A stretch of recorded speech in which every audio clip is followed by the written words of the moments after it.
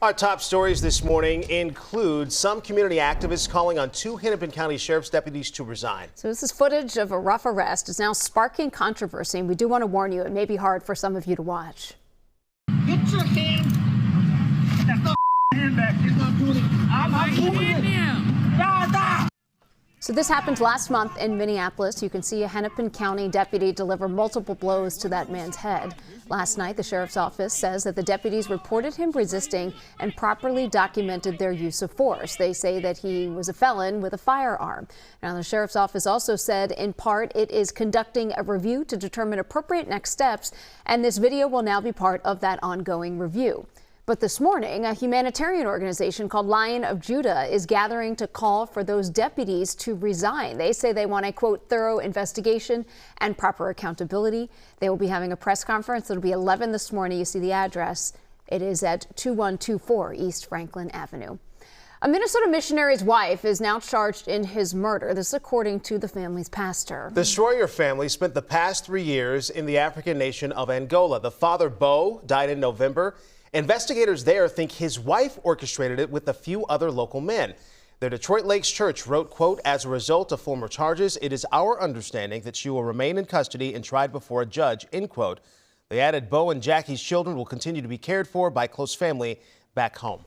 This morning, another video of another scare in the air. This is aboard a Delta flight that's heading to South Carolina. It happened just after takeoff on Monday morning. The plane did turn around and it landed back in Atlanta.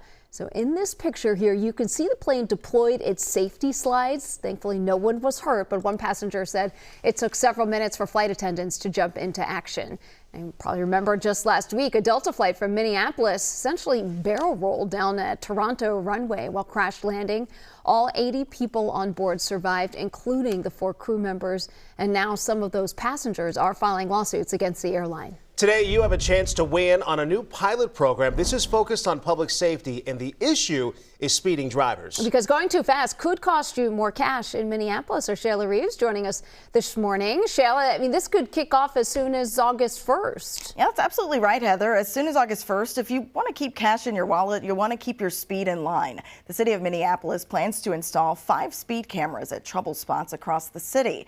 Now, this is part of a 4-year pilot program aimed at making streets safer. Right now, we're told there's a list of more than 50 possible locations in mind, and here's the reason why. The city says more than 40 people have been killed in speed-related crashes in recent years, and they're looking to change that trend. Now, under this pilot program, cameras will catch speeders going more than 10 miles per hour over the speed limit. Your first violation is a warning. Speeders will receive $40 tickets. It's $80 if you're more than 20 over this limit. Warnings and citations go to the owner of the vehicle. Owners can challenge citations and aren't liable if they provide a sworn statement they were not driving the vehicle.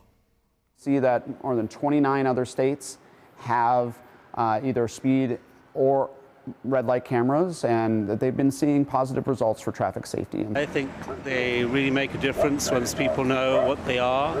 They need signs up so people are aware what it is, and they need to move the camera around to different locations so people don't get used to slowing down in one spot.